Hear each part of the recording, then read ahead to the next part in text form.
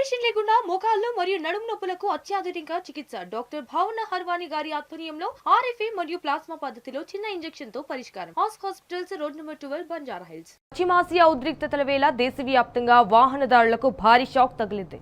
అంతా ఊహించినట్లే petrol diesel ధరలను ఒక్కసారిగా 3కు పెంచాయి ఆయిల్ కంపెనీలు. ఈ పెంపు ఇవాళ ఉదయం 6 గంటల నుంచే అమల్లోకి వచ్చింది. అయితే దీంతో ఇప్పటికే భారంగా ఉన్న ఇంధన ధరలు మరింత పెరిగి ప్రజల జేబులకైతే మంటలు పెట్టే పరిస్థితి ఏర్పడింది.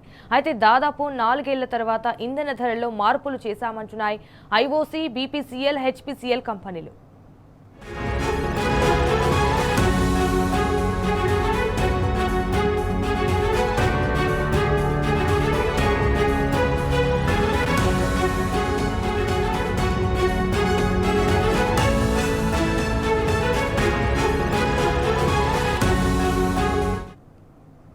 ఇక పశ్చిమాసియా ఉద్రిక్తతలతో అంతర్జాతీయ మార్కెట్లో ముడి చమురు ధరలు భారీగా పెరిగాయి. ఈ నేపథ్యంలో ఫ్యూయల్ ధరలు అయితే పెంచినట్టు తెలిపాయి కంపెనీలు. ఇక తాజా నిర్ణయంతో ప్రధాన మెట్రో నగరాల్లో కొత్త ధరలు అమల్లోకి వచ్చాయి.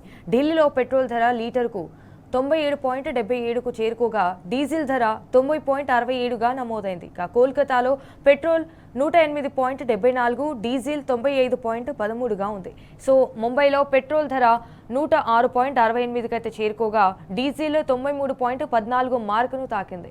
ఇక చెన్నైలో పెట్రోల్ 103.67, డీజిల్ 95.25గా ఉంది. ఇక తెలుగు రాష్ట్రాల్లోనూ కూడా ఇంధన ధరలు పెరిగాయి. ఇటు ఏపీలో పెట్రోల్ పై 3.29, డీజిల్ పై 3.14 చొప్పున పెంపు నమోదైంది. తెలంగాణలో పెట్రోల్ డీజిల్ పై లీటరుకు 3 రూపాయల చొప్పున ధరలు పెరిగాయి. దీంతో రోజువారీగా వాహనాలు వినియోగించే ప్రజలపై అదనపు భారం పడనుంది.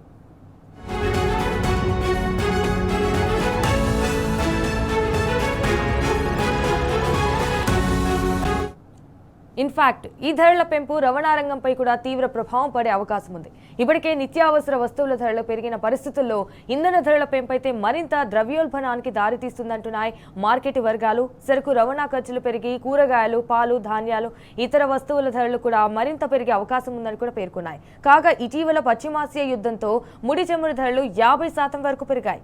భారత్ దిగుమతి చేసుకునే క్రూడ్ ఆయిల్ ధర $114 వరకు పెరిగింది.